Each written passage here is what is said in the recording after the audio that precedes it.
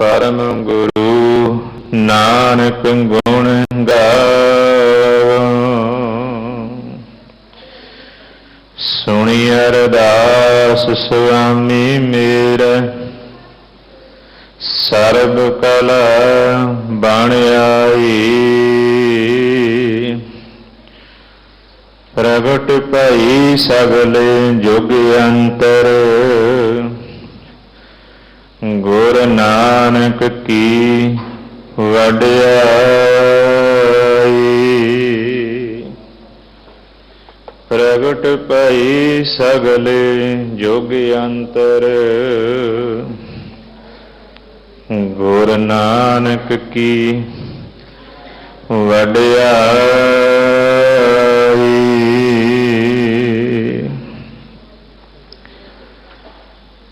सतनाम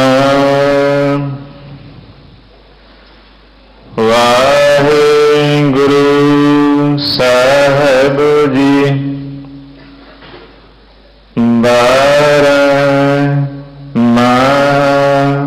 माज महला पंजवा, घर चौथा। एक ओंकार सतगुर प्रसाद।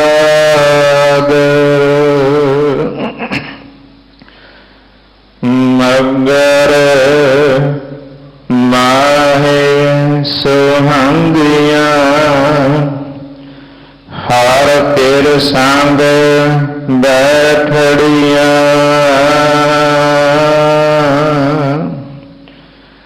तिन की शोभा क्या गणी, जे साहिब मेलड़ियाँ। मगर माहे सुहंदियाँ, हर तेर संग बैठड़ियाँ। तिन की शोभा क्या गणी, जे साहिब मेलड़ियाँ। तन मन मौल राम स्यों, संग साध सहेलड़ियाँ। साध जना ते बाहरी, से रहन एक लड़ियाँ। तिन दुख न कबहू उतरे, से जम कर वस पड़िया। जिन्नी रावया प्रभ अपना, से दिसन नित खड़िया। रतन जवाहर लाल हार, कंठ तिना जड़िया। नानक बाश तूरत न, प्रभ शरणि दार पड़िया। मगर प्रभ आराधन, बहुर न जनमड़िया। नानक गाश तूरत न,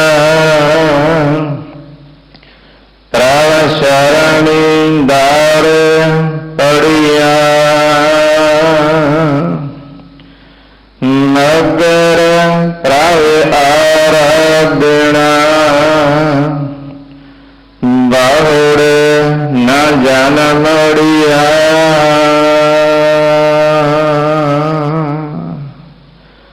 वाह ਵਾਹਿਗੁਰੂ ਜੀ ਕਾ ਖਾਲਸਾ ਵਾਹਿਗੁਰੂ ਜੀ ਕੀ ਫਤਿਹ। ਪਰਮ ਸਤਿਕਾਰਯੋਗ ਗੁਰੂ ਰੂਪ ਗੁਰੂ ਪਿਆਰੀ ਸਾਧ ਸੰਗਤ ਜੀ ਵਡਭਾਗਿਓ, ਧੰਨ ਧੰਨ ਸ੍ਰੀ ਗੁਰੂ ਹਰਿਕ੍ਰਿਸ਼ਨ ਸਾਹਿਬ ਜੀ ਮਹਾਰਾਜ,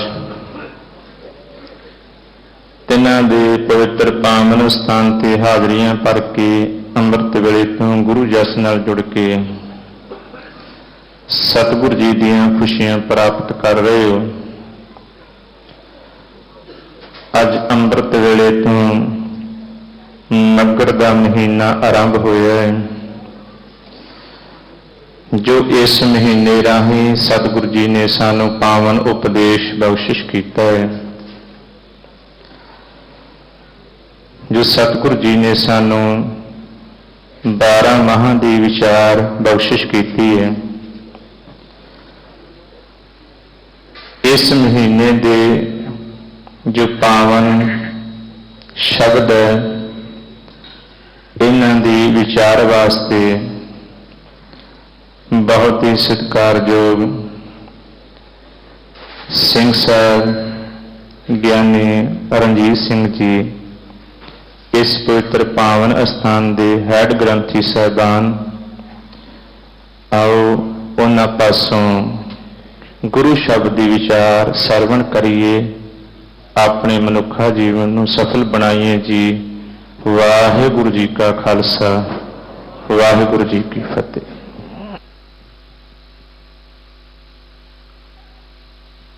ਇੱਕ ਓੰਕਾਰ ਸਤਿਨਾਮ ਕਰਤਾ ਪੁਰਖ ਨਿਰਭਉ ਨਿਰਵੈਰ ਅਕਾਲ ਮੂਰਤ ਅਜੂਨੀ ਸੈਭੰ ਗੁਰ ਪ੍ਰਸਾਦ ਬੇਸ਼ੁਮਾਰ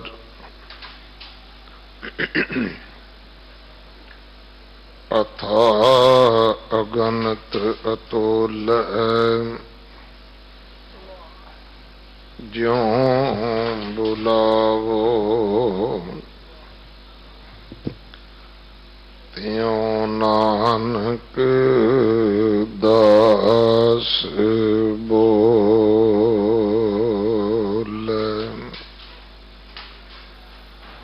ਗੁਰੂ ਸਵਾਰੇ ਖਾਲਸਾ ਜੀ,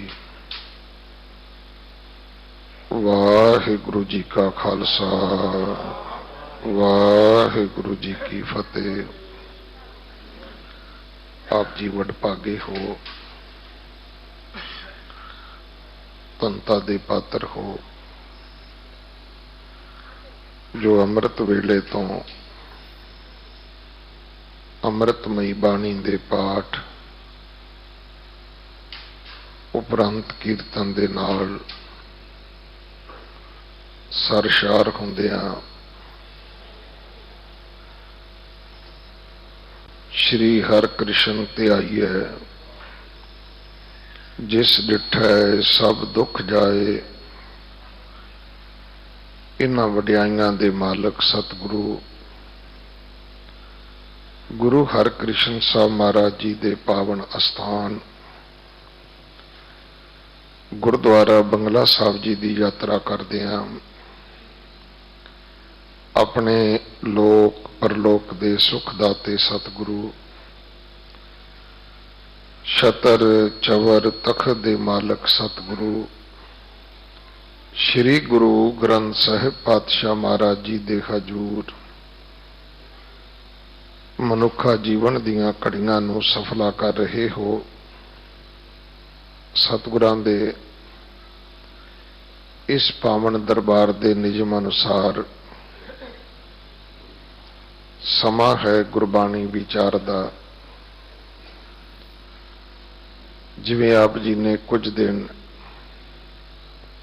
ਜਪਜੀ ਸਾਹਿਬ ਜੀ ਦੀ ਬਾਣੀ ਦੀ ਵਿਚਾਰ ਸਰਵਣ ਕੀਤੀ ਹੈ।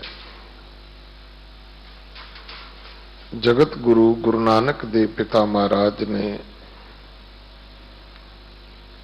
ਜੋ ਇਹ ਬਾਣੀ ਸਾਨੂੰ ਬਖਸ਼ਿਸ਼ ਕੀਤੀ ਹੈ, ਇਹਦੀ ਬਹੁਤ ਵੱਡੀ ਮਹਾਨਤਾ ਹੈ।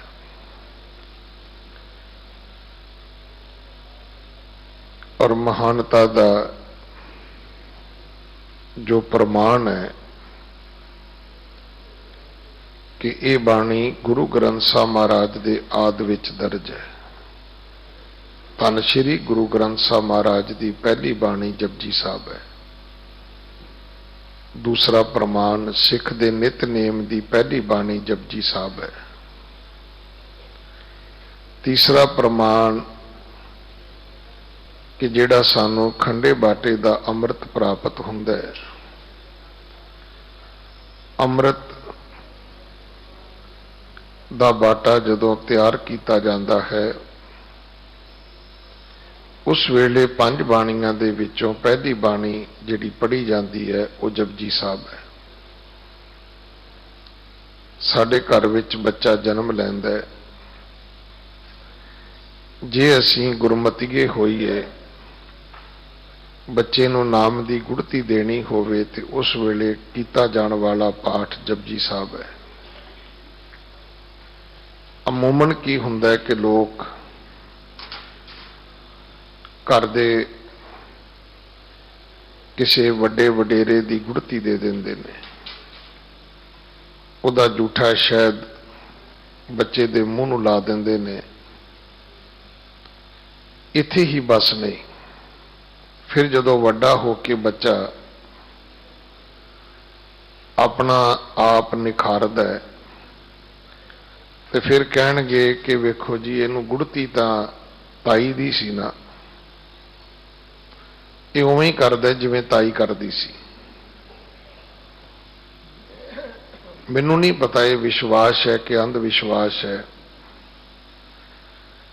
ਇੱਕ ਬੰਦਾ ਆਪਣਾ ਸਵਾਲ ਲੈ ਕੇ ਆਇਆ, ਇੱਕ ਜੰਮਦਿਆਂ ਤੁਸੀਂ ਕਿਸੇ ਹੋਰ ਦਾ ਝੂਠਾ ਉਹਦੇ ਮੂੰਹ ਵਿੱਚ ਪਾ ਦਿੱਤਾ।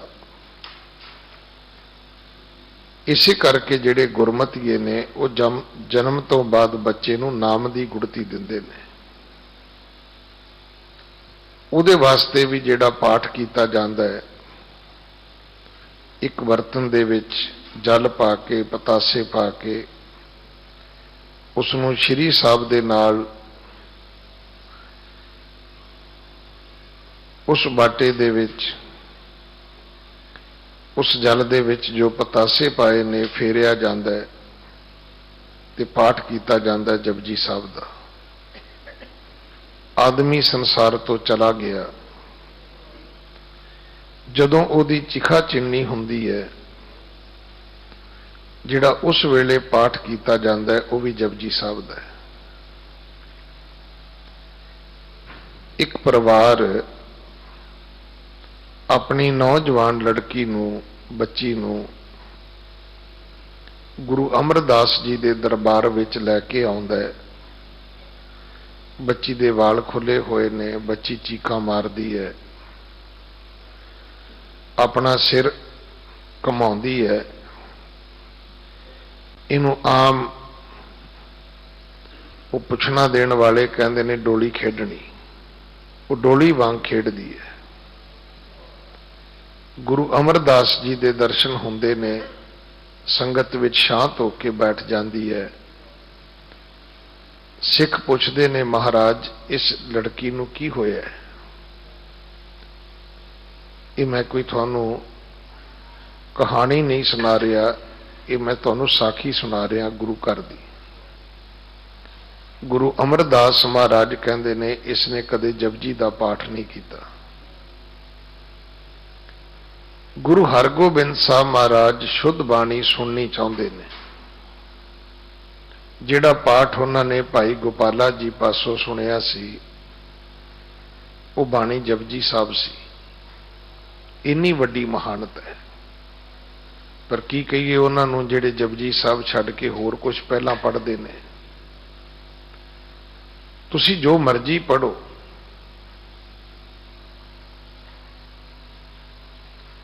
पर मैं बेनती करा,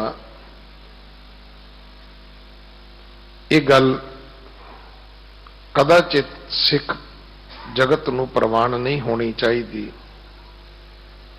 कि तुसी जपजी साहब तो बिना किसी होर बाणी नूं प्रथमता देवो। बाणी सारी गुरु है,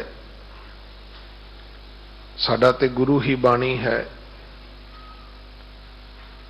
ये तो मिश्री दी नुमा है। मिश्री दी डली नूं जिस पासे तो मुंह विच पाओगे तुहानूं मठास बख्शेगी।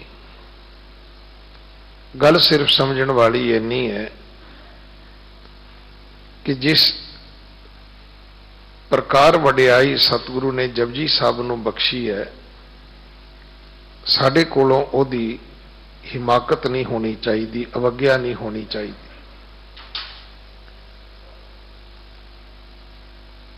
इस बाणी दी विचार आपां सरवण कीती है।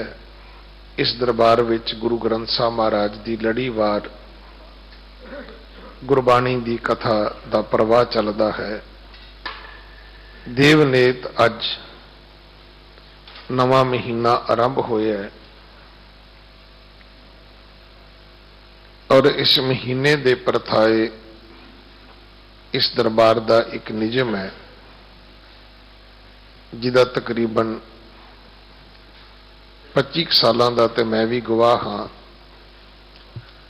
कि जिन्ने भी दिल्ली विच इतिहासिक गुरुद्वारे ने उत्थे अज दे दिन जिहड़ी विचार है वो उस शब्द की कीती जाती है जिहड़ा शब्द गुरु अर्जन साहब महाराज मांझ राग विच 12 माहा बाणी दे अंदर उस आरंभ होने वाले महीने दे परथाए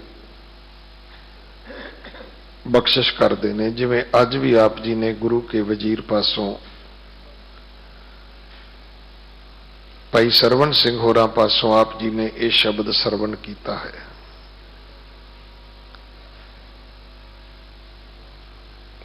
कल असी बहुत वड्डा गुरपुरब मनाया है।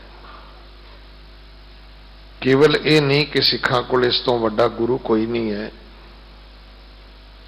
अगर सतगुरु की बाणी का सच मनीए तो संसार विच भी इस तो वड्डा कोई गुरु नहीं है।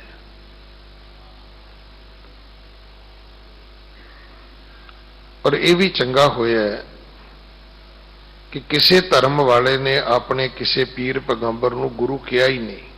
वो समझते नहीं भी छोटा जिहा शब्द है, असीं क्यों वरतीए।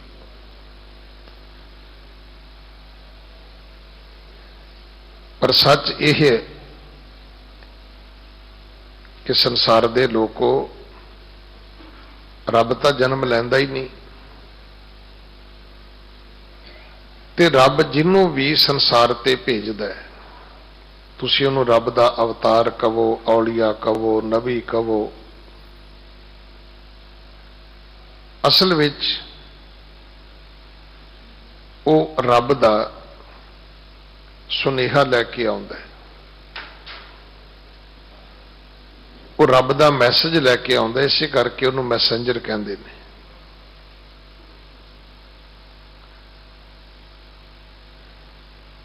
बाकियां ने आप भी यतन किया है, उन्होंने अनुयायियों ने तो हद कर दी है।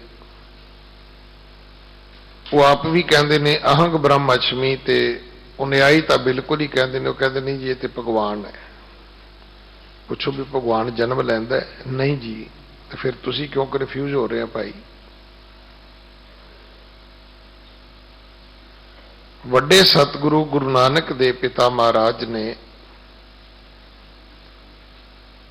साडे विच ये भरम पाया ही नहीं। सिक्खी दे वेद व्यास भाई गुरदास साहब ने सब तो वड्डी किरपा साडे ते कीती है कि अपनी इको ही पौड़ी दे विच ये सारे जिन्ने साडे मन दे भरम ने उन्होंने खत्म कर दिता है।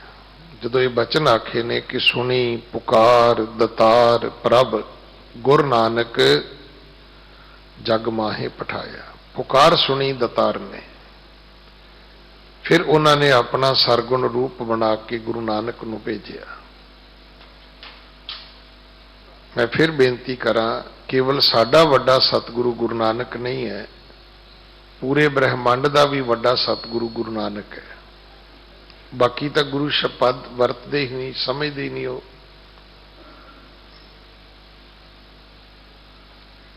ਪਰ ਜਦੋਂ ਤੁਸੀਂ ਉਹਨਾਂ ਦੇ ਨਾਲ ਬੈਠ ਕੇ ਗੱਲ ਕਰੋਗੇ ਤੇ ਉਹ ਖੁਦ ਮੰਨ ਜਾਣਗੇ ਵੀ ਨਹੀਂ ਹੈ ਤੇ ਉਹ ਵੀ ਮੈਸੇਂਜਰ ਹੀ ਸਨ ਜੀ। ਫਿਰ ਭਗਵਾਨ ਕਿਵੇਂ ਹੋ ਗਏ ਭਾਈ?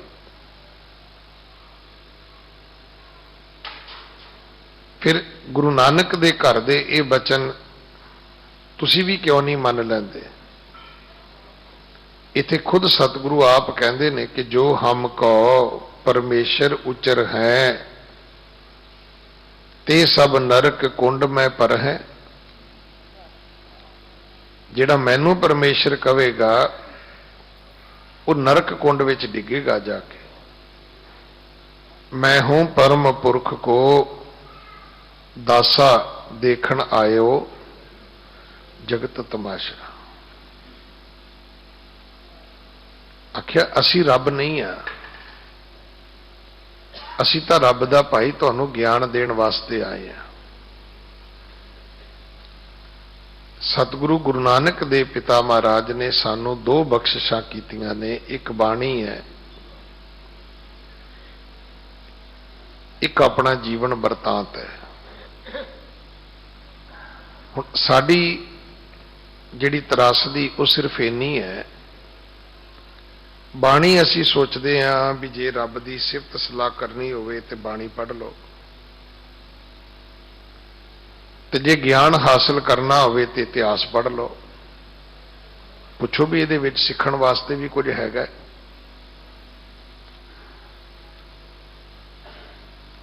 ਪਾਠ ਤੁਸੀਂ ਰੱਬ ਦੀ ਸਿਫਤ ਸਲਾਹ ਲਈ ਕਰ ਲਿਆ, ਇਤਿਹਾਸ ਤੁਸੀਂ ਆਪਣੀ ਜਾਣਕਾਰੀ ਲਈ ਪੜ੍ਹ ਲਿਆ, ਸਿੱਖਿਆ ਕੀ? ਕੁਝ ਵੀ ਨਹੀਂ। ਸਤਿਗੁਰੂ ਨੇ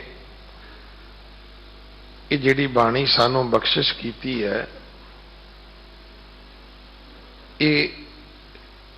ਇਹਦੇ ਨਾਲ ਜੁੜਨ ਦਾ ਇੱਕ ਮਾਤਰ ਤਰੀਕਾ ਸੀ ਕਿ ਜਾਂ ਪੜ੍ਹ ਕੇ ਜੁੜਿਆ ਜਾ ਸਕਦਾ, ਜਾਂ ਇਸ ਨੂੰ ਗਾ ਕੇ ਜੁੜਿਆ ਜਾ ਸਕਦਾ। ਇਹ ਤੇ ਇੱਕ ਜੁੜਨ ਦਾ ਤਰੀਕਾ ਹੈ ਨਾ, ਵੀ ਇਸ ਬਾਣੀ ਨਾਲ ਤੁਸੀਂ ਕਿਵੇਂ ਜੁੜੋਗੇ? ਜਾਂ ਤੇ ਪੜ੍ਹੋ ਜਾਂ ਗਾਓ ਇਸ ਨੂੰ ਭਾਈ। ਪਰ ਇਸ ਤੋਂ ਅਗਲੀ ਗੱਲ ਕਿ ਸਤਿਗੁਰ ਨੂੰ ਸਭ ਕੋ ਵੇਖਦਾ, ਜੇਤਾ ਜਗਤ ਸੰਸਾਰ ਡਿਠੈ ਮੁਕਤ ਨਾ ਹੋਵਈ, ਜਿਚਰ ਸ਼ਬਦ ਨਾ ਕਰੇ ਵਿਚਾਰ। ਹੁਣ ਵਿਚਾਰ ਵਾਲੇ ਪਾਸੇ ਜਾਵਾਂਗੇ, ਫਿਰ ਸਮਝ ਆਵੇਗਾ ਕਿ ਗੁਰਬਾਣੀ ਕੇਵਲ ਗਿਆਨ ਨਹੀਂ, ਗੁਰਬਾਣੀ ਤਾਂ ਸਾਡੇ ਜੀਵਨ ਦਾ ਸਹੀ ਰਸਤਾ ਹੈ ਭਾਈ। ਇੱਕ ਸ਼ਬਦ ਮੈਨੂੰ ਵੀ ਪੜ੍ਹਦੇ ਆ, ਤਕਰੀਬਨ 30 ਸਾਲ ਗੁਜ਼ਰ ਗਏ,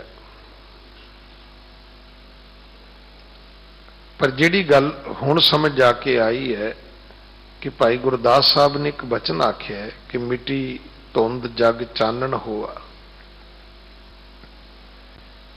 ਸਤਿਗੁਰ ਨਾਨਕ ਪ੍ਰਗਟਿਆ, ਜਗਤ ਗੁਰੂ ਗੁਰੂ ਨਾਨਕ ਦੇ ਮਹਾਰਾਜ ਪ੍ਰਗਟ ਹੋਏ, ਧੁੰਦ ਮਿਟ ਗਈ। ਅੰਧੇਰੇ ਵਿੱਚ ਤੇ ਧੁੰਦ ਵਿੱਚ ਬਹੁਤ ਫਰਕ ਹੈ। ਅਗਿਆਨਤਾ ਨੂੰ, ਅੰਧ ਵਿਸ਼ਵਾਸ ਨੂੰ ਭਾਈ ਗੁਰਦਾਸ ਨੇ ਅੰਧੇਰਾ ਨਹੀਂ ਆਖਿਆ। ਅੰਧੇਰੇ ਦਾ ਸਾਨੂੰ ਸਤਿਗੁਰੂ ਜੀ ਨੇ ਜੋ ਰੂਪ ਬਾਣੀ ਵਿੱਚ ਸਮਝਾਇਆ ਹੈ, ਉਹ ਇਹ ਬੜਾ ਹੀ ਸੌਖਾ ਹੈ ਕਿ ਦੀਵਾ ਬਲੇ ਅੰਧੇਰਾ ਜਾਏ। ਪਰ ਧੁੰਦ ਉਸ ਨੂੰ ਕਹਿੰਦੇ ਨੇ ਜਿਹੜੀ ਅੰਧੇਰੇ ਤੋਂ ਬਹੁਤ ਅੱਗੇ ਹੈ। ਜਦੋਂ ਧੁੰਦ ਪੈਂਦੀ ਹੈ ਸਾਡਾ ਜਨ ਜੀਵਨ ਪ੍ਰਭਾਵਿਤ ਹੁੰਦਾ ਹੈ, ਅੰਧੇਰੇ ਨਾਲ ਕਦੇ ਨਹੀਂ ਹੁੰਦਾ।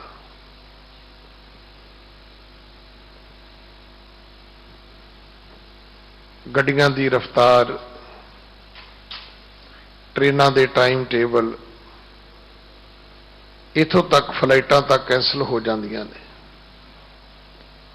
ਧਰਮ ਦੀ ਦੁਨੀਆ ਦੇ ਵਿੱਚ ਇਸ ਧੁੰਦ ਨੇ ਜਿਹੜੀ ਅੰਧ ਵਿਸ਼ਵਾਸ ਦੀ ਸੀ, ਜਿਹੜੀ ਅਗਿਆਨਤਾ ਦੀ ਸੀ, ਇਹਨੇ ਸਾਡੇ ਸਾਰੇ ਜਨ ਜੀਵਨ ਨੂੰ ਪ੍ਰਭਾਵਿਤ ਕੀਤਾ ਹੋਇਆ ਸੀ। ਜਗਤ ਗੁਰੂ ਗੁਰੂ ਨਾਨਕ ਸਾਹਿਬ ਮਹਾਰਾਜ ਦੀ ਆਮਦ ਦਾ ਪਹਿਲਾ ਪ੍ਰਭਾਵ ਇਹ ਹੋਇਆ ਕਿ ਇਹ ਧੁੰਦ ਖਤਮ ਹੋ ਗਈ। ਦੂਸਰਾ ਸੀ ਕਿ ਜਿਵੇਂ ਸੂਰਜ ਨਿਕਲਦਾ ਤਾਰੇ ਛੁਪ ਜਾਂਦੇ ਨੇ, ਇਸੇ ਤਰ੍ਹਾਂ ਸਾਡੇ ਜੀਵਨ ਦੇ ਵਿੱਚ ਉਹ ਵਿਸ਼ੇ ਵਿਕਾਰ ਜਿਹੜੇ ਰੋਜ਼ ਟਿਮਟਮਾਉਂਦੇ ਸੀ ਰਾਤ ਦੇ ਤਾਰਿਆਂ ਵਾਂਗੂ, ਉਹ ਛੁਪ ਗਏ, ਕਿਉਂਕਿ ਉਹਨਾਂ ਨੂੰ ਸਮਝ ਆ ਗਈ, ਨਾ ਸਮਝੋ ਕਿਲ ਵਿਖੋ ਕਰਤਾ ਘਰ ਆਇਆ। ਜਦੋਂ ਸੂਰਜ ਚੜ੍ਹਦਾ ਹੈ ਤਾਰੇ ਖਤਮ ਨਹੀਂ ਹੁੰਦੇ, ਪਰ ਉਹਨਾਂ ਦੀ ਰੋਸ਼ਨੀ ਆਪਣੇ ਆਪ ਇਤਨੀ ਮੱਧਮ ਹੋ ਜਾਂਦੀ ਹੈ ਕਿ ਸਾਰੀ ਰਾਤ ਦੀ ਬਾਦਸ਼ਾਹਤ ਮਾਨਣ ਵਾਲੇ ਤਾਰੇ ਦਿਨ ਵੇਲੇ ਲੱਭਦੇ ਵੀ ਨਹੀਂ, ਤੇ ਕਈ ਵਾਰੀ ਇੰਜ ਵੀ ਮਹਿਸੂਸ ਹੁੰਦਾ ਵੀ ਸ਼ਾਇਦ ਹੁਣ ਮੁੜ ਕੇ ਨਹੀਂ ਆਉਣਗੇ ਧਰਤੀ ਤੇ, ਪਤਾ ਨਹੀਂ ਕਿੱਥੇ ਚਲੇ ਗਏ। ਤੀਸਰਾ ਪ੍ਰਭਾਵ ਸੀ ਕਿ ਜਦੋਂ ਸਿੰਘ ਸ਼ੇਰ ਭਬਕਦਾ ਹੈ, ਜਦੋਂ ਉਹ ਆਪਣੀ ਦਹਾੜ ਦਿੰਦਾ ਹੈ, ਜੰਗਲ ਦੇ ਵਿੱਚ ਬਹੁਤ ਸਾਰੇ ਜੀਵ ਜੰਤੂ ਜਾਨਵਰ ਨੇ, ਪਰ ਉਹਨਾਂ ਦੇ ਵਿੱਚੋਂ ਕੇਵਲ ਇੱਕ ਦੀ ਤਸ਼ਬੀਹ ਉਦਾਹਰਨ ਦਿੱਤੀ ਹੈ ਮਿਰਗ ਦੀ, ਉਹ ਆਪਣਾ ਧੀਰਜ ਗਵਾ ਲੈਂਦਾ ਹੈ। ਉਹ ਇੱਧਰ ਉੱਧਰ ਦੌੜਨਾ ਸ਼ੁਰੂ ਕਰ ਦਿੰਦਾ ਹੈ। ਮੈਨੂੰ ਨਹੀਂ ਪਤਾ ਕਿਸ ਜਾਨਵਰ ਦੇ ਨਾਲ ਤੁਹਾਡਾ ਨੇੜੇ ਦਾ ਕਦੇ ਸੰਬੰਧ ਹੋਇਆ ਨਹੀਂ ਹੋਇਆ, ਕਿਉਂਕਿ ਇਹ ਜਿਹੜੇ ਵਿਸ਼ੇ ਵਿਕਾਰ ਨੇ ਇਹ ਸਾਡੇ ਜੀਵਨ ਵਿੱਚ ਇਵੇਂ ਹੀ ਨੇ ਜਿਵੇਂ ਆਮ ਲੋਕਾਂ ਦੇ ਜਨ ਜੀਵਨ ਦੇ ਵਿੱਚ ਇਹ ਮਿਰਗ ਹੈ। ਦੇਖੋ ਜੰਗਲ ਦੇ ਜਾਨਵਰ ਬਹੁਤ ਨੇ, ਪਰ ਜਿੰਨਾ ਨੁਕਸਾਨ ਮਿਰਗ ਕਰਦਾ ਹੈ ਬਾਕੀ ਕੋਈ ਨਹੀਂ ਕਰਦਾ। ਖੇਤੀ ਦਾ ਸਭ ਤੋਂ ਵੱਡਾ ਨੁਕਸਾਨ ਇਹ ਕਰਦੇ ਨੇ।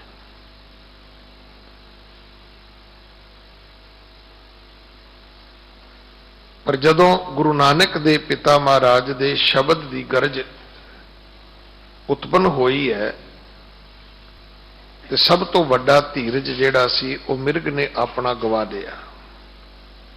ਮੈਂ ਇਸ ਡਰੇ ਹੋਏ ਹਿਰਨ ਨੂੰ ਵੇਖਿਆ, ਕਿਉਂਕਿ ਹੁਣ ਤਾਂ ਪਾਬੰਦੀ ਹੈ ਨਾ, ਖਾਸ ਕਰਕੇ ਹਰਿਆਣੇ ਵਿੱਚ ਬਹੁਤੀ ਹੈ, ਰਾਜਸਥਾਨ ਵਿੱਚ ਬਹੁਤੀ ਹੈ, ਪੰਜਾਬ ਵਿੱਚ ਅਜੇ ਵੀ ਲੋਕ ਸ਼ਿਕਾਰ ਕਰ ਲੈਂਦੇ ਨੇ, ਮਾਰ ਕੇ ਖਾ ਲੈਂਦੇ ਨੇ। ਇਹ ਜਦੋਂ ਡਰਦਾ ਹੈ ਨਾ, ਤੇ ਮੈਂ ਇਹਦੇ ਪੇਟ ਨੂੰ ਜਿਵੇਂ ਕਦੇ ਹਾਰਮੋਨੀਅਮ ਦਾ ਜਦੋਂ ਵੱਜਦਾ ਹੋਵੇ ਤੇ ਤੁਸੀਂ ਉਹਦਾ ਰੂਪ ਵੇਖਿਆ ਹੋਵੇ ਨਾ, ਜਿਵੇਂ ਉਹਦੇ ਪੜਦਿਆਂ ਦੀ ਹਾਲਤ ਹੁੰਦੀ ਨੇ ਤੇ ਪੇਟ ਦੀ ਹਾਲਤ ਇਦਾਂ ਦੀ ਹੋ ਜਾਂਦੀ ਹੈ, ਫੜ ਫੜ ਵੱਜਦਾ ਇਹਦਾ ਪੇਟ। ਇਹ ਇਹਨਾਂ ਆਪਣਾ ਧੀਰਜ ਗਵਾ ਲੈਂਦਾ ਹੈ। ਉਹ ਲੋਕ ਜਿਹੜੇ ਸਮਾਜ ਦੇ ਲਈ ਇੱਕ ਦੁੱਖ ਦਾ ਬਾਇਸ ਬਣੇ ਹੋਏ ਸਨ, ਐਸੀ ਹਾਲਤ ਮੇਰੇ ਗੁਰੂ ਨਾਨਕ ਪਿਤਾ ਦੀ ਆਮਦ ਨਾਲ ਹੋਈ ਹੈ। ਫਿਰ ਉਹ ਏਡਾ ਵੱਡਾ ਸਤਿਗੁਰੂ ਹੈ ਕਿ ਜਿੱਥੇ ਜਿੱਥੇ ਉਸ ਸਤਿਗੁਰੂ ਨੇ ਆਪਣਾ ਮੁਬਾਰਕ ਚਰਨ ਰੱਖਿਆ ਹੈ, ਉਹ ਧਰਤੀ ਪੂਜਣ ਯੋਗ ਹੋ ਗਈ। ਅੱਜ ਸੈਂਕੜੇ ਸਾਲ ਬੀਤਣ ਤੋਂ ਬਾਅਦ ਵੀ ਅਸੀਂ ਉਹਨਾਂ ਥਾਵਾਂ ਤੇ ਜਾ ਕੇ ਉੱਥੋਂ ਦੀ ਮਿੱਟੀ ਲੈ ਕੇ, ਉੱਥੋਂ ਦੀ ਧੂੜ ਲੈ ਕੇ ਆਪਣੇ ਮਸਤਕ ਤੇ ਲਾਉਣੀ ਆਪਣੀ ਗਨੀਮਤ ਸਮਝਦੇ, ਆਪਣਾ ਧਨ ਭਾਗ ਮੰਨਦੇ।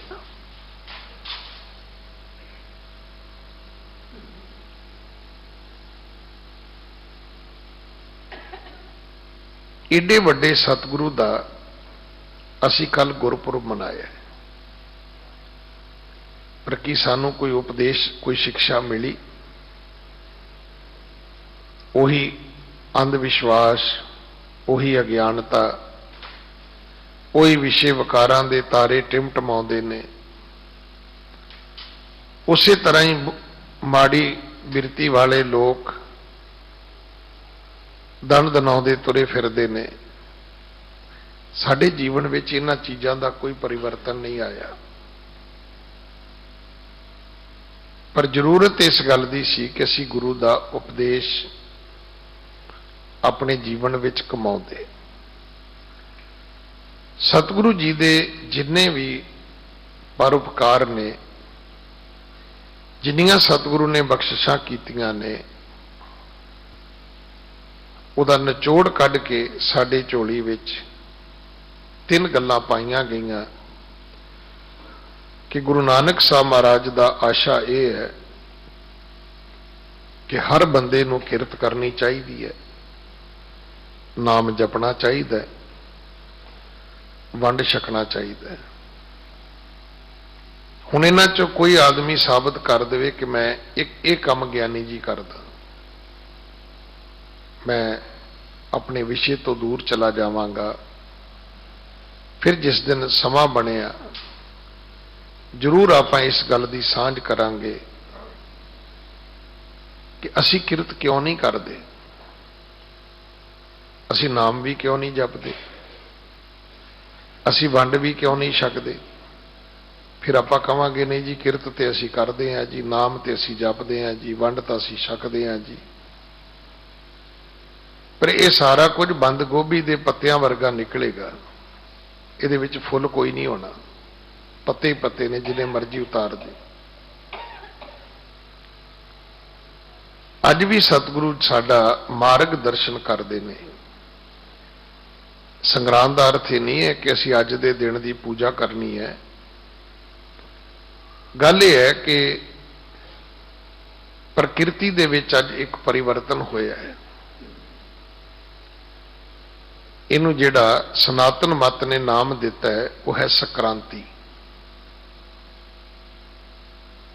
ਸੂਰਜ ਜਿਹੜਾ ਹੈ ਉਹ ਇੱਕ ਰਾਸ਼ੀ ਵਿੱਚੋਂ ਨਿਕਲ ਕੇ ਦੂਜੀ ਰਾਸ਼ੀ ਵਿੱਚ ਪ੍ਰਵੇਸ਼ ਕਰ ਗਏ ਭਾਈ।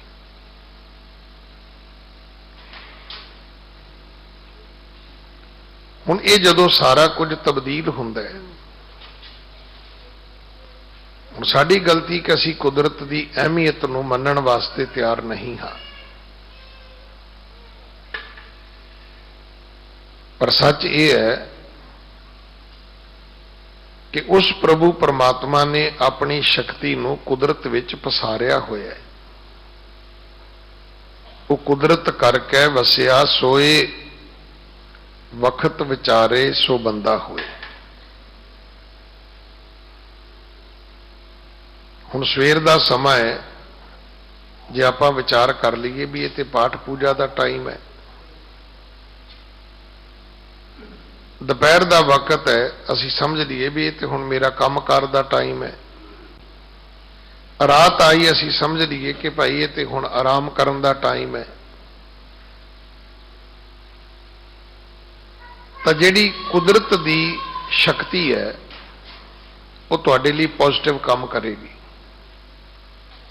ਅਸੀਂ ਉਲਟ ਕਰਦੇ ਹਾਂ। ਹੁਣ ਜੇ ਤੁਸੀਂ ਇਹਨੂੰ ਨਹੀਂ ਮੰਨਦੇ ਤਾਂ ਮੈਂ ਇੱਕ ਛੋਟੀ ਜਿਹੀ ਉਦਾਹਰਣ ਦੇਣੀ ਚਾਹੁੰਦਾ, ਕਿਉਂਕਿ ਮੈਂ ਤਾਂ ਪ੍ਰੈਕਟੀਕਲੀ ਉਸ ਗੱਲ ਨੂੰ ਹੰਡਾ ਰਿਹਾ।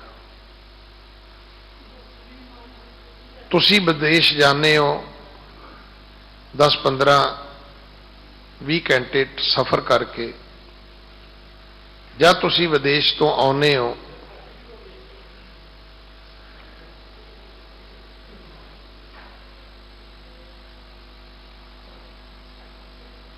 ਤੇ 2-3 ਦਿਨ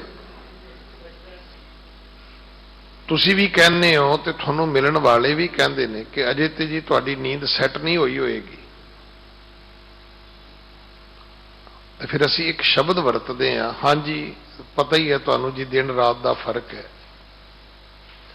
ਕਿਉਂਕਿ ਜਦੋਂ ਇੱਥੇ ਦਿਨ ਹੁੰਦਾ ਉਦੋਂ ਅਮਰੀਕਾ ਵਿੱਚ ਰਾਤ ਹੁੰਦੀ ਹੈ, ਜਦੋਂ ਅਮਰੀਕਾ ਵਿੱਚ ਦਿਨ ਹੁੰਦਾ ਉਦੋਂ ਇੱਥੇ ਰਾਤ ਹੁੰਦੀ ਹੈ। ਨਹੀਂ ਤਾਂ ਘੰਟੇ ਤੇ ਨਹੀਂ ਬਦਲੇ ਨਾ, ਟਾਈਮ ਥੋੜਾ ਬਦਲੇ।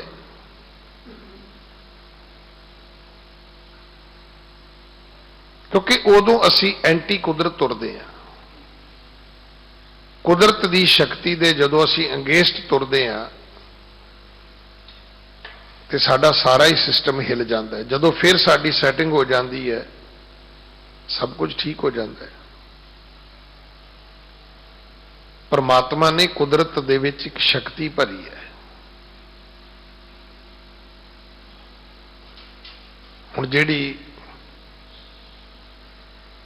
ਇਹ ਸੋਲਰ ਦੀ ਅੱਜ ਅਸੀਂ ਗੱਲ ਕਰਦੇ, ਕੀ ਹੈ? ਧੁੱਪ ਹੀ ਹੈ ਨਾ। ਵਿੰਡ ਦੀ ਗੱਲ ਕਰਦੇ, ਉਹ ਕੀ ਹਵਾ ਹੀ ਹੈ ਨਾ। ਪਰ ਕਮਾਲ ਹੈ, ਇੱਥੇ ਹਵਾ ਤੋਂ ਬਿਜਲੀ ਪੈਦਾ ਕੀਤੀ ਜਾ ਰਹੀ ਹੈ, ਇੱਥੇ ਸੂਰਜ ਤੋਂ ਬਿਜਲੀ ਪੈਦਾ ਕੀਤੀ ਜਾ ਰਹੀ ਹੈ। ਕਦੇ ਸੋਚਿਆ ਸੀ ਇਦਾਂ ਹਵਾ ਦੇ ਵਿੱਚ ਸ਼ਕਤੀ ਹੈ, ਇਸ ਤਰ੍ਹਾਂ ਪਾਵਰ ਹੈ, ਇਸ ਤਰ੍ਹਾਂ ਧੁੱਪ ਦੇ ਵਿੱਚ ਵੀ, ਸੂਰਜ ਦੇ ਵਿੱਚ ਵੀ ਇੱਕ ਪਾਵਰ ਹੈ ਭਾਈ। ਉਹਨਾਂ ਨੂੰ ਪੁੱਛ ਲਓ ਜਿਹੜੇ ਵਿਟਾਮਿਨ ਡੀ ਦੀਆਂ ਗੋਲੀਆਂ ਖਾਂਦੇ ਨੇ, ਜਿਨ੍ਹਾਂ ਦਾ ਘਟਿਆ ਹੈ। ਮੈਂ ਤਾਂ ਸੋਚਦਾ ਸੀ ਵੀ ਸ਼ਾਇਦ ਬੀਪੀ ਦੀ ਬਿਮਾਰੀ, ਸ਼ੂਗਰ ਦੀ ਬਿਮਾਰੀ ਵੱਡੀ ਹੈ,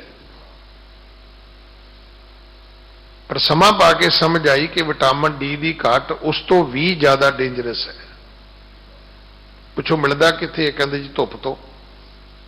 ਆਪਾਂ ਕਦੇ ਕੁਦਰਤ ਨੂੰ ਇਦਾਂ ਸ਼ਕਤੀ ਵਾਲਾ ਮੰਨਿਆ ਵੀ ਕੁਦਰਤ ਵੀ ਇੱਕ ਸ਼ਕਤੀ ਆਪਣੇ ਆਪ ਦੇ ਵਿੱਚ। ਕੁਦਰਤ ਆਪਣੇ ਆਪ ਦੇ ਵਿੱਚ ਇੱਕ ਤਾਕਤ ਹੈ। ਇਹ ਕੁਦਰਤ ਪਰਮਾਤਮਾ ਨੇ ਸਾਨੂੰ ਬਖਸ਼ੀ ਹੈ, ਇਹਦਾ ਸਨਮਾਨ ਕਰਨਾ ਬਣਦਾ ਹੈ, ਇਹਦੀ ਰਿਸਪੈਕਟ ਕਰਨੀ ਬਣਦੀ ਹੈ। ਸੂਰਜ ਇੱਕ ਰਾਸ਼ੀ ਤੋਂ ਦੂਜੀ ਰਾਸ਼ੀ ਵਿੱਚ ਚਲਾ ਗਿਆ ਹੈ, ਪਰ ਸਾਡੀ ਜ਼ਿੰਦਗੀ ਵਿੱਚ ਕੋਈ ਚੇਂਜ ਨਹੀਂ ਹੈ। ਸਤਿਗੁਰੂ ਜੀ ਉਸ ਪਰਿਵਰਤਨ ਨੂੰ ਬੈਲੈਂਸ ਕਰਨ ਵਾਸਤੇ ਸਾਡਾ ਮਾਰਗ ਦਰਸ਼ਨ ਕਰਦੇ ਨੇ। ਪਰ ਇੱਕ ਗੱਲ ਨੂੰ ਸਤਿਗੁਰੂ ਜੀ ਨੇ ਕਦੇ ਵੀ ਮਨਫੀ ਨਹੀਂ ਕੀਤਾ, ਉਹ ਹੈ ਸਾਡੇ ਜੀਵਨ ਦਾ ਅਸਲ ਡੈਸਟੀਨੇਸ਼ਨ ਕੀ ਹੈ, ਅਸਲ ਸਾਡਾ ਮੁਕਾਮ ਕੀ ਹੈ। ਉਹ ਹੈ ਪਰਮਾਤਮਾ ਨੂੰ ਮਿਲਣਾ।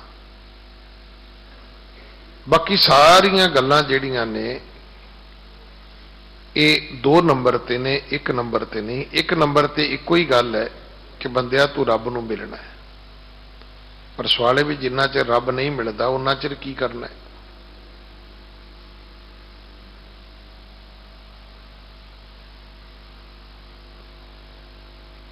ਉਹ ਜਿਹੜਾ ਇਨ ਬਿਟਵੀਨ ਸਮਾਂ ਜਿਹੜਾ ਹੈ, ਉਹ ਸਮੇਂ ਨੂੰ ਕਿਵੇਂ ਵਧੀਆ ਤਰੀਕੇ ਨਾਲ ਗੁਜ਼ਾਰਿਆ ਜਾ ਸਕਦਾ ਹੈ। ਸਤਿਗੁਰੂ ਕਹਿੰਦੇ ਤੂੰ ਆਪਣਾ ਪਰਿਵਾਰ ਬਣਾ ਸਕਦਾ ਹੈ, ਤੂੰ ਸੋਹਣੇ ਸਮਾਜ ਦੇ ਵਿੱਚ ਰਹਿ ਸਕਦਾ ਹੈ,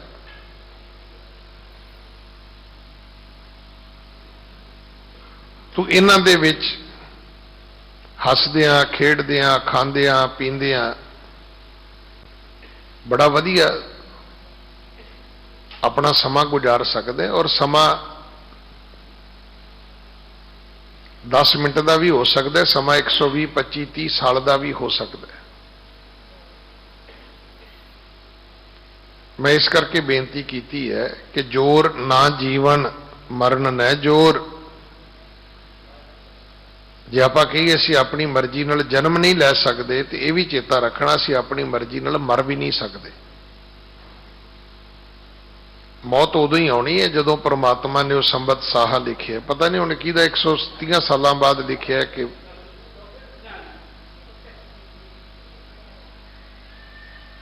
ਜਾਂ ਉਸ ਤੋਂ ਪਹਿਲਾਂ ਲਿਖਿਆ।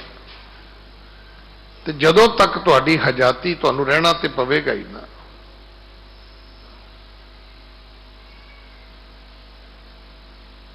ਹੁਣ ਉਸ ਸਮੇਂ ਨੂੰ ਸਤਿਗੁਰੂ ਜੀ ਨੇ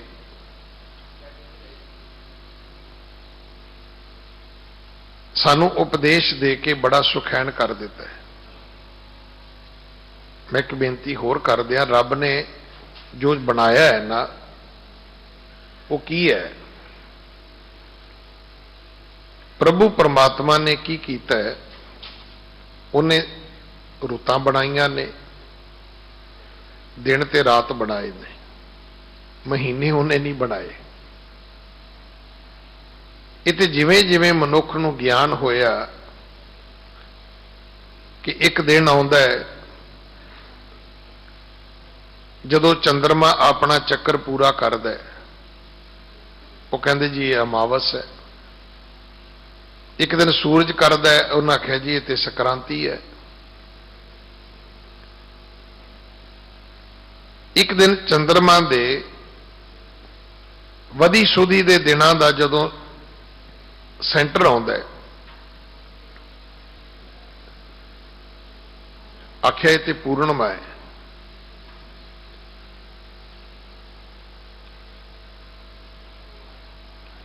ਜਿਵੇਂ ਜਿਵੇਂ ਇਸ ਕੈਲੰਡਰ ਦੀ ਸਮਝ ਆਈ, ਅਸੀਂ ਇਸ ਨੂੰ ਇਸ ਤਰ੍ਹਾਂ ਦੇ ਰੂਪ ਨਾਂ ਦੇ ਦਿੱਤੇ।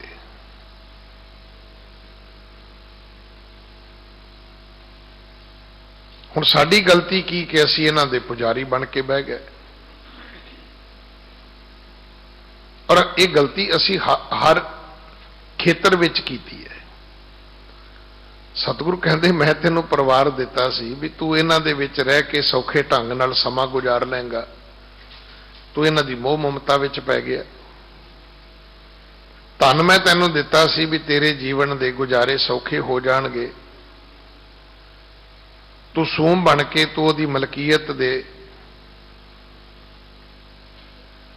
ਝੰਜਟ ਵਿੱਚ ਐਸਾ ਪੈ ਗਿਆ ਕਿ ਤੂੰ ਤੇ ਇਹਨੂੰ ਮੱਥਾ ਟੇਕਣਾ ਵੀ ਸ਼ੁਰੂ ਕਰ ਦਿੱਤਾ, ਇਹਦੀ ਧੂਪ ਬੱਤੀ ਅਗਰਬੱਤੀ ਕਰਨੀ ਵੀ ਸ਼ੁਰੂ ਕਰ ਦਿੱਤੀ।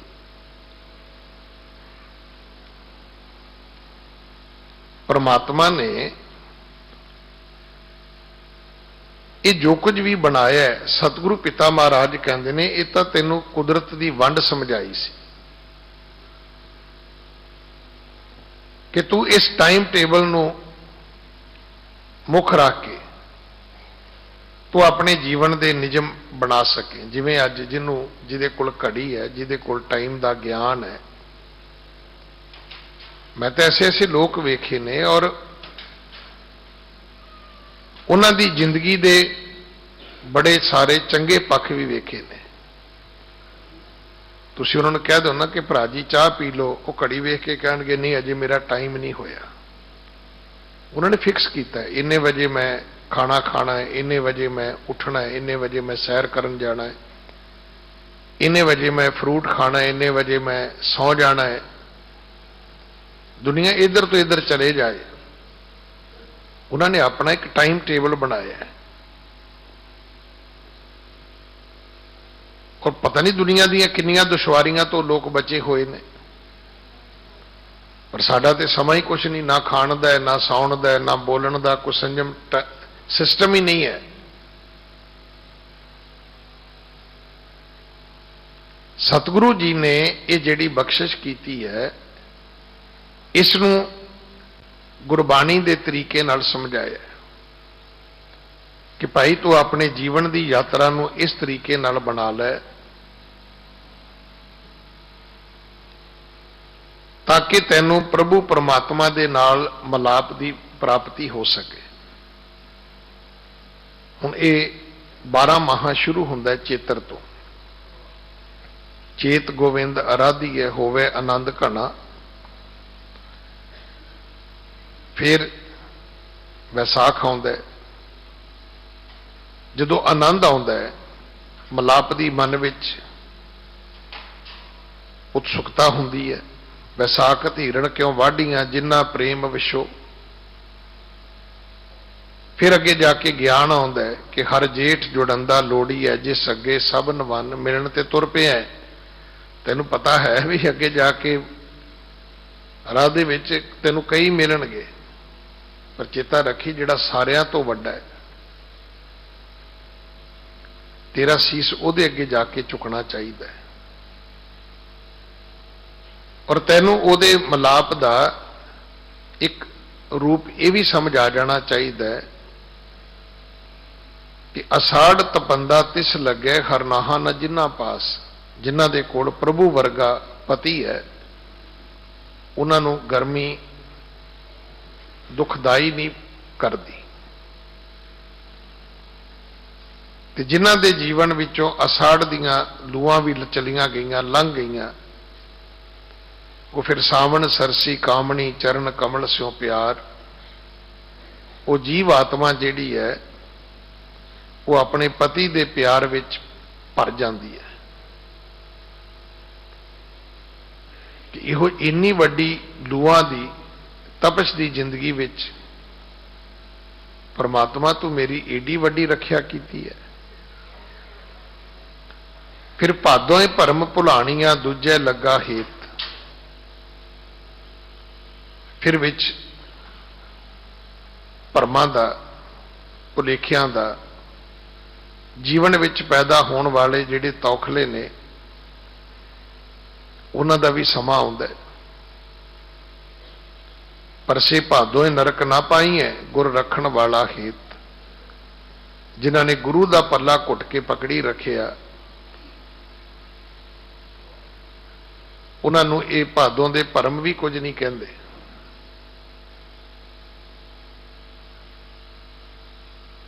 ਗਰਮੀ ਚਲੀ ਗਈ, ਬਰਸਾਤ ਚਲੀ ਗਈ, ਤਰਾਕਟੇ ਚਲੇ ਗਏ, ਫਿਰ ਅਸੁਣ ਪ੍ਰੇਮ ਉਮਾਹੜਾ ਕਿਉਂ ਮਿਲੀਏ ਹਰ ਜਾਏ, ਫਿਰ ਇੱਛਾ ਪੈਦਾ ਹੋਈ ਕਿਵੇਂ ਮਿਲਿਆ ਜਾਏ। ਫਿਰ ਸਤਿਗੁਰੂ ਨੇ ਸਮਝਾਇਆ ਚੇਤਾ ਰੱਖੀ ਕਤ ਕਰਮ ਕਮਾਵਣੇ, ਤੇਰਾ ਤਾਂ ਹੁਣ ਤੱਕ ਮਿਲਾਪ ਹੋ ਜਾਣਾ ਸੀ ਭਾਈ। ਦੋਸ਼ ਨਾ ਕਾਹੂੰ ਜੋਗ, ਦੂਜਿਆਂ ਨੂੰ ਦੋਸ਼ ਦੇਣ ਦੀ ਥਾਂ ਤੇ ਤੂੰ ਖੁਦ ਮਹਿਸੂਸ ਕਰ ਕਿ ਤੇਰੀ ਗਲਤੀ ਕਿੱਥੇ ਹੈ। ਤੂੰ ਆਪਣੇ ਜੀਵਨ ਵਿੱਚ ਇਦਾਂ ਦੇ ਕਰਮ ਕਿਉਂ ਲੈ ਕੇ ਆਂਦੇ ਕਿ ਇਹ ਫਿਰ ਇੱਕ ਦੂਰੀ ਬਣ ਗਈ। ਅੱਜ ਫਿਰ ਸਤਿਗੁਰੂ ਸਮਝਾਉਂਦੇ ਨੇ ਇਸ ਮਹੀਨੇ ਦੇ ਉਪਦੇਸ਼ ਦੇ ਨਾਲ ਸਤਿਗੁਰੂ ਜੀ ਨੇ ਸਾਡਾ ਮਾਰਗ ਦਰਸ਼ਨ ਕੀਤਾ ਹੈ ਕਿ ਮੰਗਰ ਮਾਹਾ ਸੁਹੰਦੀਆਂ ਹਰ ਪਿਰ ਸੰਗ ਬੈਠੜੀਆਂ। ਮੰਗਰ ਦੇ ਮਹੀਨੇ ਵਿੱਚ, ਇਹਨੂੰ ਮੱਗਰ ਵੀ ਕਹਿੰਦੇ ਆ ਤੇ ਮੰਗਰ ਵੀ ਕਹਿੰਦੇ ਆ। ਗੁਰਬਾਣੀ ਵਿੱਚ ਇੱਕ ਮਾਤਰਾ ਲੱਗੀ, ਟਿੱਪੀ ਲੱਗੀ ਹੋਈ ਹੈ ਮੰਮੇ ਅਕਸ਼ਰ ਦੇ ਉੱਪਰ, ਪਾਠ ਮੰਗਰ ਹੈ। ਪਰ ਜੇ ਤੁਸੀਂ ਮੱਗਰ ਵੀ ਆਮ ਜ਼ਿੰਦਗੀ ਵਿੱਚ ਬੋਲੋਗੇ, ਗੁਰਬਾਣੀ ਵਿੱਚੋਂ ਪੜੋਗੇ ਤੇ ਮੰਗਰ ਹੀ ਪੜਨਾ ਪਵੇਗਾ।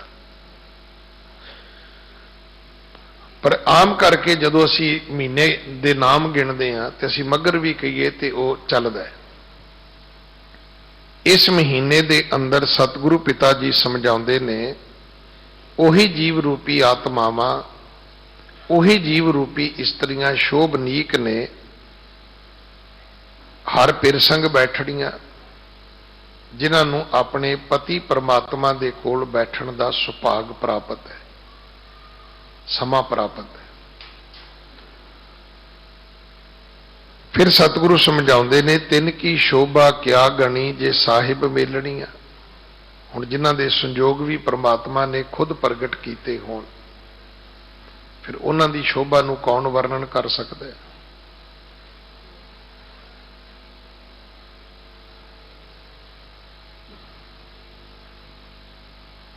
ਕਿਤੇ ਕਿਤੇ ਜਾ ਕੇ ਪਤੀ ਪਤਨੀ ਦੇ ਐਸੇ ਸੰਜੋਗ ਵਾਕਈ ਮਿਲਦੇ ਨੇ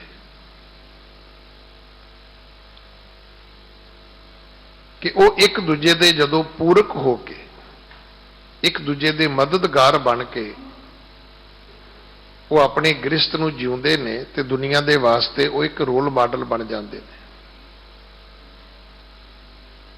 ਬਹੁਤਾਤ ਵਿੱਚ ਐਸਾ ਨਹੀਂ ਹੁੰਦਾ, ਕਿਉਂਕਿ ਆਮ ਕਰਕੇ ਗ੍ਰਿਸ਼ਤੀ ਜੀਵਨ ਦੇ ਵਿੱਚ ਥੋੜਾ ਬਹੁਤਾ ਵਿਚਾਰਾਂ ਦਾ ਮਤਭੇਦ ਸਾਡੇ ਬਣਿਆ ਹੀ ਰਹਿੰਦਾ ਹੈ। ਤੇ ਉਹ ਗ੍ਰਿਸ਼ਤ ਜਿਹੜਾ ਹੈ ਉਹ ਇੱਕ ਘਰ ਦਾ ਸਵਰਗ ਨਹੀਂ ਬਣਾ ਸਕਦਾ। ਬੜਿਆਂ ਦੀ ਤਾਂ ਜ਼ਿੰਦਗੀ ਨਰਕ ਬਣਾ ਦਿੱਤੀ, ਸਗੋਂ ਆਪਸ ਦੀਆਂ ਇਹਨਾਂ ਬੇਇਤਫਾਕੀਆਂ ਨੇ। ਪਰ ਜਿਨ੍ਹਾਂ ਨੂੰ ਪਰਮਾਤਮਾ ਨੇ ਆਪ ਮਿਲਾਇਆ, ਜਿਨ੍ਹਾਂ ਦੇ ਸੰਜੋਗ ਪਰਮਾਤਮਾ ਨੇ ਆਪ ਬਣਾਏ ਨੇ, ਗੁਰੂ ਅਰਜਨ ਦੇਵ ਪਿਤਾ ਮਹਾਰਾਜ ਕਹਿੰਦੇ ਉਹਨਾਂ ਦੀ ਸ਼ੋਭਾ, ਉਹਨਾਂ ਦੀ ਵਡਿਆਈ ਨੂੰ ਵਰਣਨ ਨਹੀਂ ਕੀਤਾ ਜਾ ਸਕਦਾ। ਤਿੰਨ ਕੀ ਸ਼ੋਭਾ ਕਿਆ ਗਣੀ ਜੇ ਸਾਹਿਬ ਮੇਲੜੀਆਂ, ਤਨ ਮਨ ਮੌਲਿਆ RAM ਸਿਉ ਸੰਗ ਸਾਧ ਸਹੇਲੜੀਆਂ। ਉਹਨਾਂ ਦਾ ਤਨ, ਉਹਨਾਂ ਦਾ ਮਨ ਮੌਲਿਆ ਹੋਇਆ, ਖਿੜਿਆ ਹੋਇਆ ਹੈ ਗੁਰਮੁਖ ਪਿਆਰਿਆਂ ਦੀ ਸੰਗਤ ਵਿੱਚ। ਹੁਣ ਉਹ ਵੀ ਹੈਗੇ ਨੇ, ਘਰ ਵਾਲਾ ਕਹਿੰਦਾ ਵੀ ਗੁਰਦੁਆਰੇ ਚੱਲੀਏ, ਤੇ ਘਰ ਵਾਲੀ ਕਹਿੰਦੀ ਵੀ ਤੈਨੂੰ ਤੇ ਕੰਮ ਕੋਈ ਨਹੀਂ ਹੈਗਾ, ਤੇ ਮੈਨੂੰ ਪੁੱਛ ਕੇ ਵੇਖਣਾ ਵੀ ਘਰ ਦੇ ਕਿੰਨੇ ਕੰਮ ਹੁੰਦੇ ਨੇ। ਘਰ ਵਾਲੀ ਕਹਿੰਦੀ ਹੈ ਜੀ ਗੁਰਦੁਆਰੇ ਚੱਲੀਏ, ਉਹ ਕਹਿੰਦਾ ਬਸ ਤੈਨੂੰ ਤੇ ਕੰਮ ਹੀ ਕੋਈ ਨਹੀਂ ਹੈਗਾ।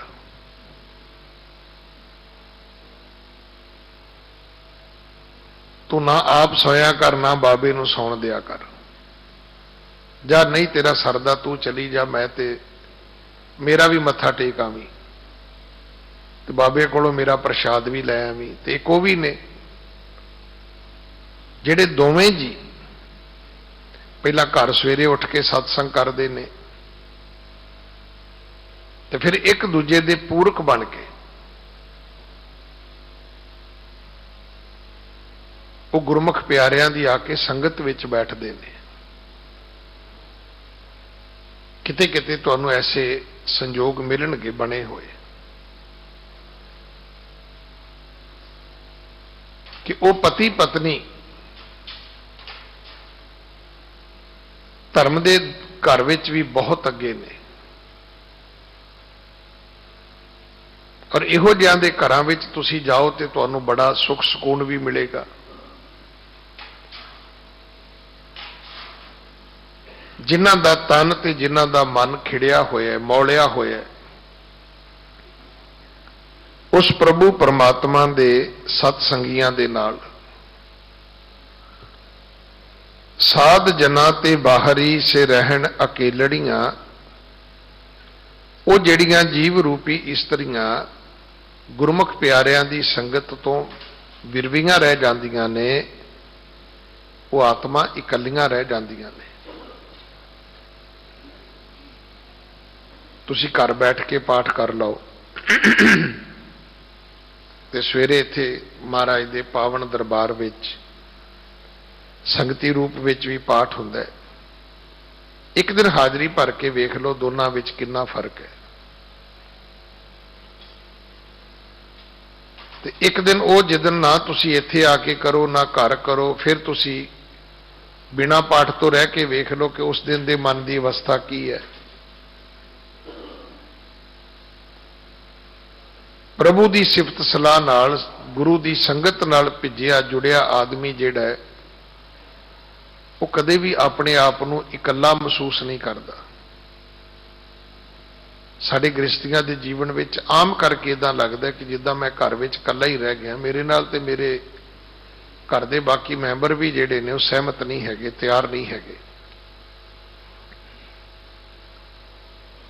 ਪਰ ਸਤ ਸੰਗੀ ਨੂੰ, ਪ੍ਰਭੂ ਦੇ ਪਿਆਰ ਵਾਲੇ ਨੂੰ ਪਤਾ ਹੈ ਕਿ ਜੇ ਕੋਈ ਵੀ ਨਹੀਂ ਹੋਏਗਾ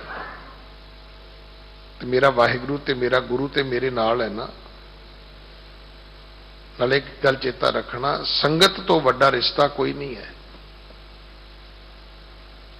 ਗੁਰਸਿੱਖੀ ਤੋਂ ਵੱਡਾ ਨਾਤਾ ਭਾਈ ਗੁਰਦਾਸ ਜੀ ਨੂੰ ਪੜ੍ਹ ਕੇ ਵੇਖ ਲਓ।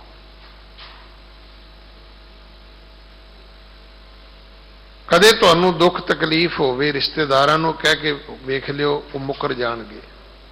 ਸੰਗਤ ਨਾਲ ਸਾਂਝ ਕਰਿਓ, ਕੋਈ ਨਾ ਕੋਈ ਐਸਾ ਸੰਜੋਗ ਬਣੇਗਾ ਕਿ ਤੁਹਾਡਾ ਕਾਰਜ ਸਿੱਧ ਹੋ ਜਾਏਗਾ। ਗੁਰਸਿੱਖੀ ਦਾ ਨਾਤਾ ਦੁਨੀਆ ਦੇ ਖੂਨ ਦੇ ਰਿਸ਼ਤਿਆਂ ਤੋਂ ਬਹੁਤ ਉੱਤਮ ਹੈ, ਬਹੁਤ ਸ਼੍ਰੇਸ਼ਟ ਹੈ। ਤਿੰਨ ਦੁੱਖ ਨਾ ਕਬਹੂ ਉਤਰੈ, ਸੇ ਜਮ ਕੇ ਵਸ ਪੜੀਆਂ। ਜਿਹੜੇ ਜੀਵ ਇਕੱਲੇ ਰਹਿ ਜਾਂਦੇ ਨੇ, ਪ੍ਰਭੂ ਦੀ ਸਿਫਤ ਸਲਾਹ ਤੋਂ, ਸਤ ਸੰਗ ਤੋਂ, ਸ਼ੁਭ ਗੁਣਾ ਤੋਂ, ਉਹਨਾਂ ਦੀ ਆਤਮਾ ਨੂੰ ਜਮਾਂ ਦੇ ਵਸ ਪੈਣਾ ਪੈਂਦਾ ਹੈ।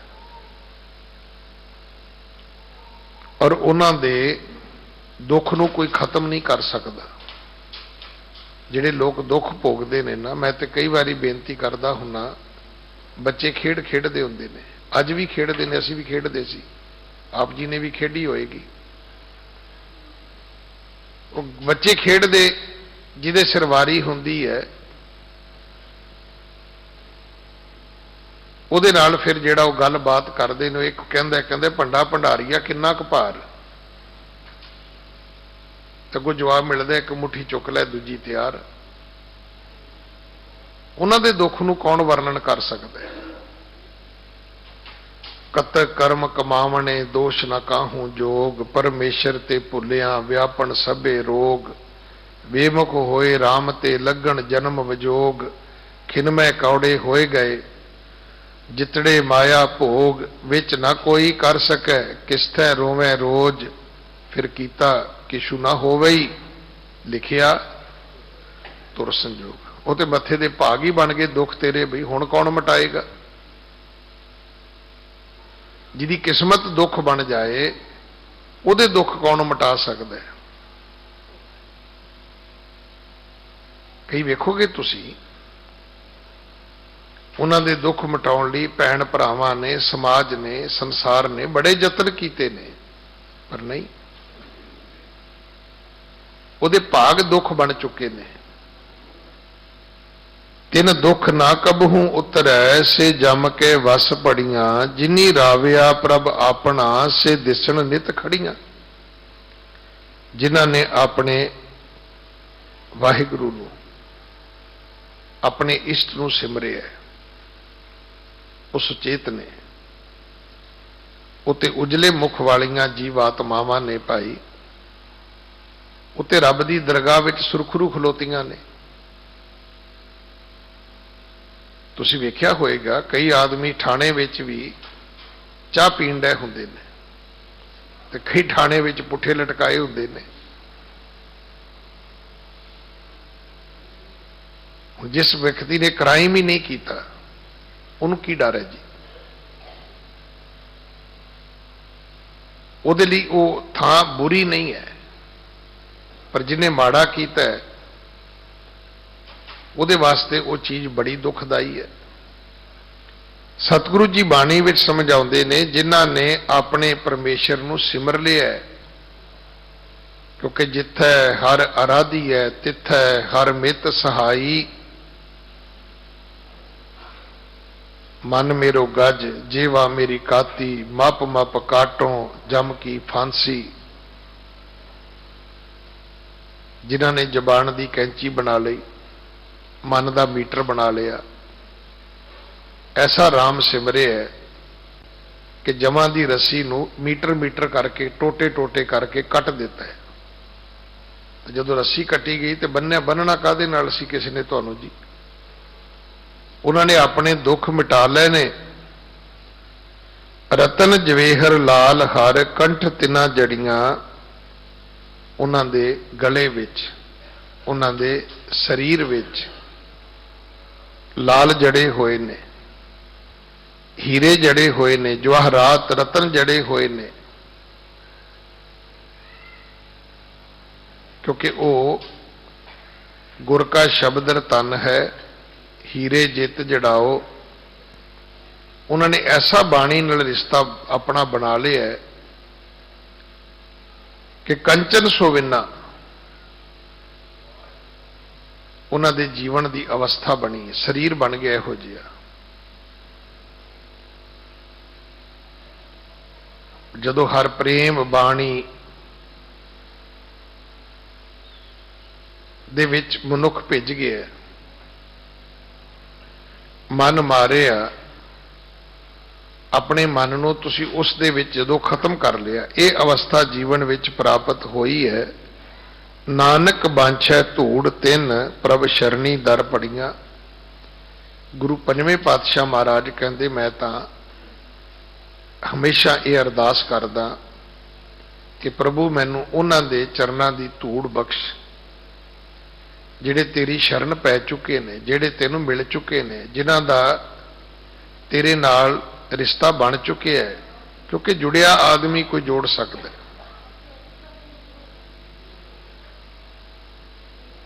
ਉਹ ਤੁਹਾਡਾ ਰਿਸ਼ਤਾ ਸੰਜੋਗ ਬਣਵਾ ਸਕਦਾ ਹੈ। ਸਤਿਗੁਰੂ ਜੀ ਸਮਝਾਉਂਦੇ ਨੇ, ਮੰਗਰ ਪ੍ਰਭ ਆਰਾਧਨਾ ਬਹੁੜ ਨਾ ਜਨਮੜੀਆਂ। ਇਹ ਮਹੀਨਾ ਇੱਕ ਬਖਸ਼ਿਸ਼ ਕਰਦਾ ਕਿ ਜੇ ਇਸ ਮਹੀਨੇ ਵਿੱਚ ਰੱਬ ਨੂੰ ਆਪਾਂ ਸਿਮਰਾਂਗੇ, ਕਦੇ ਵੀ ਮੁੜ ਕੇ ਜਨਮ ਨਹੀਂ ਹੋਵੇਗਾ।